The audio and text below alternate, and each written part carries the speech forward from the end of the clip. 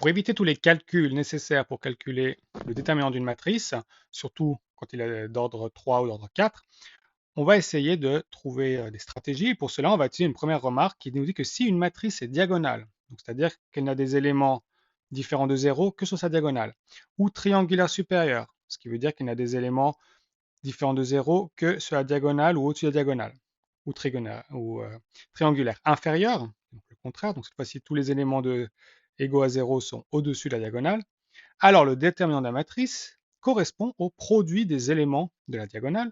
Par exemple, le déterminant de A va être égal à 3 fois 5 fois 1, 15.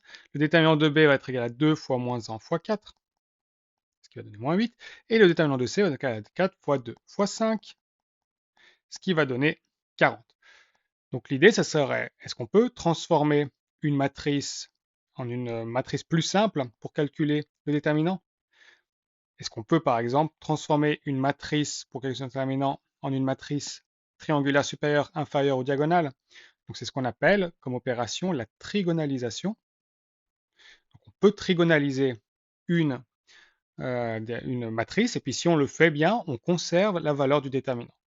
Donc la méthode, si à une ligne ou à une colonne d'une matrice, on ajoute qu'à fois une autre ligne ou colonne de cette matrice, alors on ne change pas le déterminant. On change la matrice, mais on ne change pas la valeur du déterminant. Faire cette opération-là ne change pas la valeur du déterminant. Par exemple, si je prends cette matrice-là et je veux calculer son déterminant, je peux prendre la ligne 2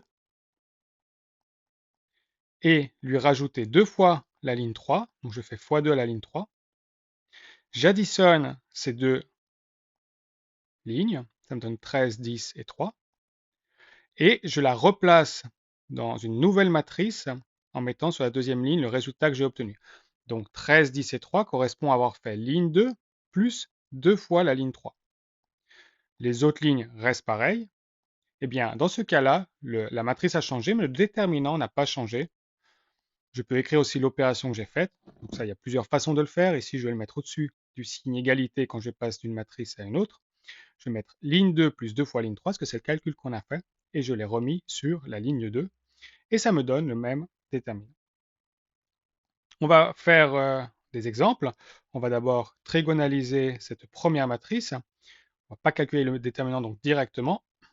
Donc, je le mets sous forme de notation, et j'identifie la ligne 1, la ligne 2, la ligne 3, et je vais dire les opérations que je vais faire. Donc le but, ça va d'abord d'être d'éliminer le 2 et le 2 ici. Donc pour cela, je vais commencer par faire ligne 2 moins 2 fois ligne 1, parce que si je fais cette ligne 2 moins 2 fois ça, ça va faire 0. Et je calcule. Donc 2 fois 2 moins 2 fois 1, ça fait 0. 1 moins 2 fois 0, ça fait 1. Et 1 moins 2 fois 2, ça donne moins 3. Maintenant, je vais faire pareil sur la ligne 3. Je vais faire la ligne 3 moins 2 fois la ligne 1.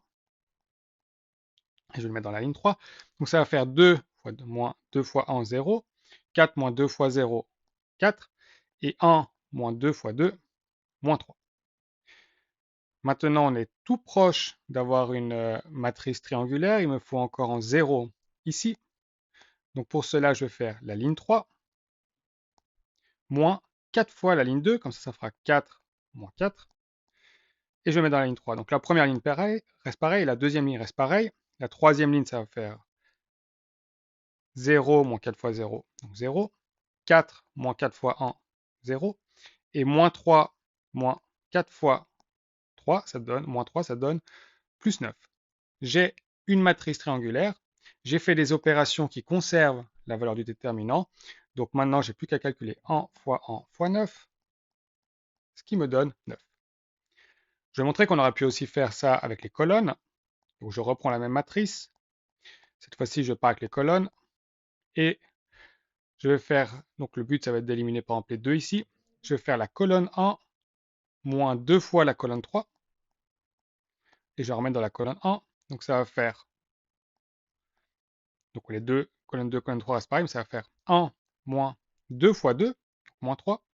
2 moins 2 fois 1, 0. Et 2 moins 2 fois 1, 0.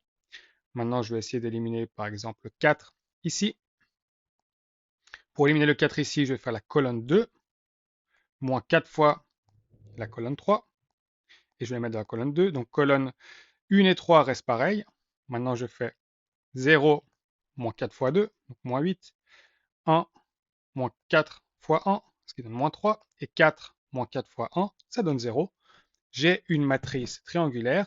J'ai trigonalisé la matrice. Je vais pouvoir calculer le déterminant en faisant moins 3 fois 1. Et ça donne de la même façon 9. On peut aussi débuter, par exemple, en utilisant cette méthode-là pour arriver ici. Puis à partir de ce moment-là, on peut se dire aussi, ça, je sais le calculer rapidement en faisant lui fois le déterminant de lui. Voilà. On peut mélanger les techniques.